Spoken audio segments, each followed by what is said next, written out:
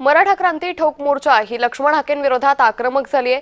कुत्र्याच्या फोटोला हाकेंचा चेहरा लावला। हाकेंविरोधात ठोक मोर्चानं हे आंदोलन केल्याचं सध्या पाहायला मिळतंय। तर या संदर्भात आपल्यासोबत बोलण्यासाठी ओबीसी नेते मंगेश ससाणे सध्या जोडले गेलेले आहेत। मंगेशजी, आपण पाहतोय की मराठा क्रांती ठोक मोर्चा आता लक्ष्मण हाकेंविरोधात आक्रमक झाली आहे।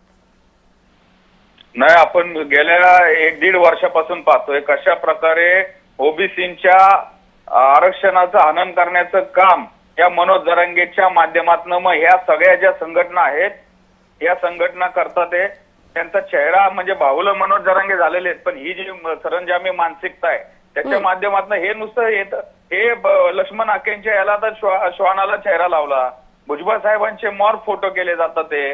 अहो हे तर काहीच नाहीये। गाड्यांवर हल्ला केला जातोय। त्या आमच्या नवनाथ वाघमारेंची गाडी जाळली आणि आता म्हणतात ते की आम्ही भुजबळांना बीड मध्ये पाय ठेवून देणार नाही। तर ही मुजोरी आहे, ही सरंजामशाही आहे, ही लोकशाही आहे का नाही आमचा आम्हाला प्रश्न पडायला लागलेला आहे।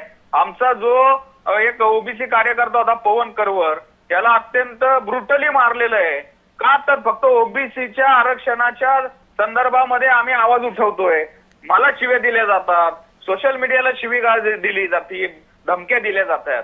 तर आता ही लॉ अँड ऑर्डर मेंटेन करायची जबाबदारी पूर्णपणे ही गृह खात्याची आहे, मुख्यमंत्र्यांची आहे, गृहमंत्र्यांची आहे। 2 वर्षापूर्वी 2023 मध्ये आमदारांची घरं जाळली, हॉटेल जाळलं, एसट्या फोडल्या, अहो पोलिसांची डोकी फोडली। तर नक्की आता देवेंद्रजी कुठे नेऊन ठेवलाय महाराष्ट्र माझा असं म्हणायची वेळ आलेली आहे। तर लॉ अँड ऑर्डर जर राज्य सरकार व्यवस्थितरित्या जर ठेवू शकत नाही तर मला वाटतं नक्कीच हा खूप मोठा प्रश्न आहे महाराष्ट्रापुढे आणि आम्ही निषेध करतो। निश्चित मंगेशजी, त्यामुळे एकंदरीतच तुमच्या निषेधावरती आता मराठा नेत्यांकडून कशी प्रतिक्रिया येते हे पाहणं महत्त्वाचं ठरेल। तुर्तास धन्यवाद मंगेशजी, आपण जय महाराष्ट्र सोबत साधलेल्या या संवादासाठी।